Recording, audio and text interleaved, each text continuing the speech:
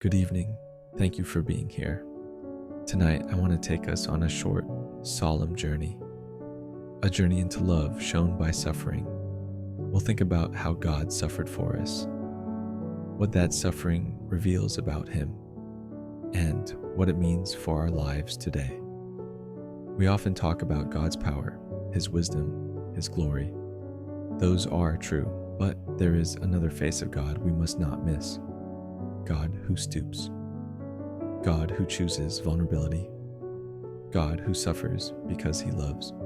First, imagine this: the Creator of the heavens and the earth, the one who spoke and the seas obeyed, chose to enter the fragile mess of human life. He did not remain distant. He came near. That choice itself is staggering. To enter our weakness is to risk being wounded by it. To take on our limitations is to accept sorrow, hunger, loneliness, misunderstanding, betrayal, and pain. When God becomes one with us, He does not remain untouched.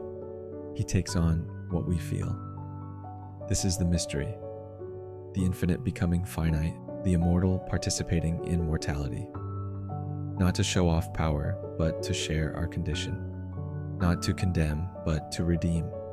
The suffering begins in humility. Think about a newborn, weak, dependent, crying. The one who sustains galaxies allowed Himself to be cradled in a manger. He accepted the smallness of human life. That smallness is the doorway to suffering. Cold nights, worry for food, the tender anxieties of a parent, the judgments of neighbors. When God became human, He voluntarily lived inside human vulnerability. He knew uncertainty. He walked the streets, felt the sun, felt fatigue, and experienced the sting of rejection. He was misunderstood by people who saw only the surface. He was led to places of sorrow by the very ones He had come to love. Humility opened the door to suffering, but that humility was also the power behind rescue. But that humility was not passive. It became compassion in action.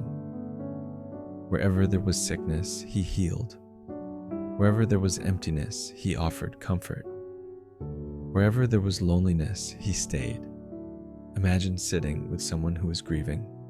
You could offer words, but sometimes the greatest gift is your presence. God did not simply observe our pain from afar. He sat with us. He wept at death.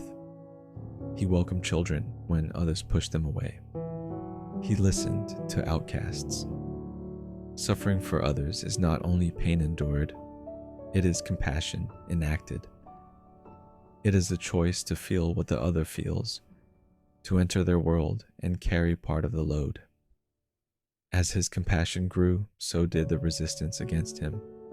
He was rejected by leaders who feared change, betrayed by a friend for money, abandoned by many when danger came.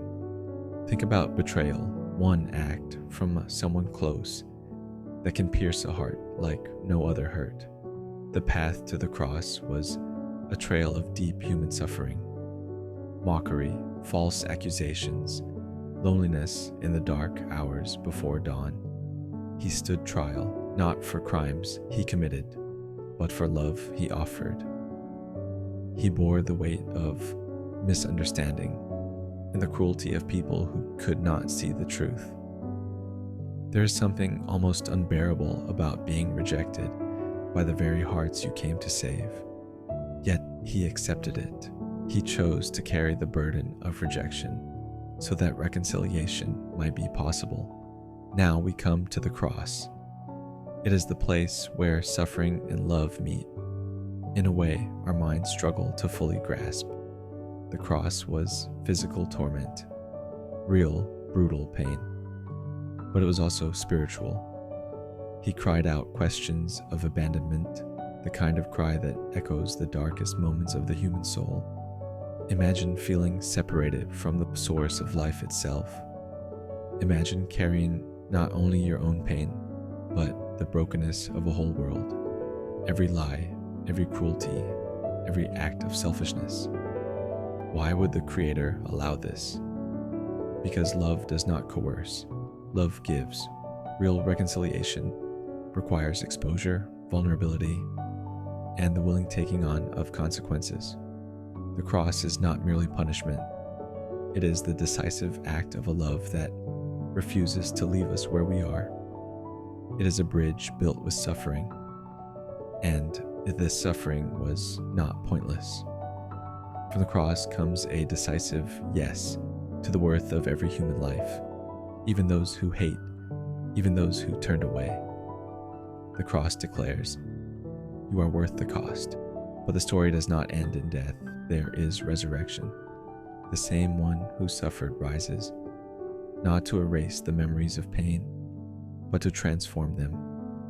Resurrection shows that suffering does not have the final word. Love has the last word. This transformation does not make suffering unreal. It gives suffering a direction, through pain toward healing, through loss toward hope. The resurrection assures us that God's suffering was purposeful, and that suffering, when joined to God's purposes, can become a seed for new life. Let's put this into 3 simple truths. First, God suffered because he loves. Love risks. Love enters danger. Love bears cost. Second, God suffered to heal the brokenness between God and humanity.